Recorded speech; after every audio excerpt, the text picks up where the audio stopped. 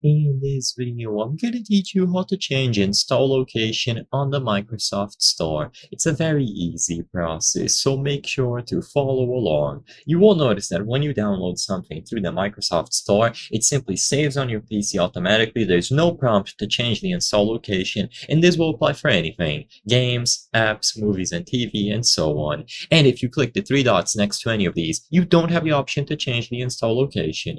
So as weird as this is, in order to change the install location for the Microsoft Store, you have to go to these settings on your PC itself. So instead of opening the Microsoft Store, go to the system settings. You can press Windows plus I or just look for settings. Now click on system and then choose storage. In here, you will see all of the storage on your PC. And if you scroll down, you will find storage management.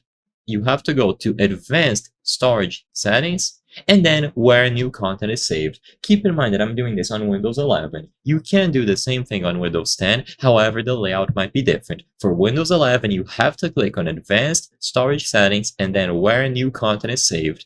Now, you will find new apps will save too, and all that you have to do is click this option and then change where the content will be going to.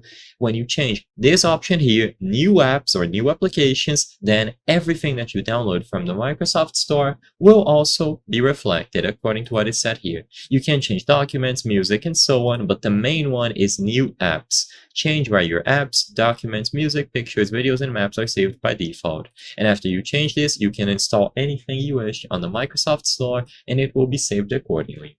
Now, I don't believe this will move the pre-existing applications, so keep that in mind. But anything that you install in the future should be appropriately installed on the drive that you set up through these settings. I hope I was able to help you on how to change install location Microsoft Store. If this video helped you, please be sure to leave a like and subscribe for more very easy tips. Thank you for watching.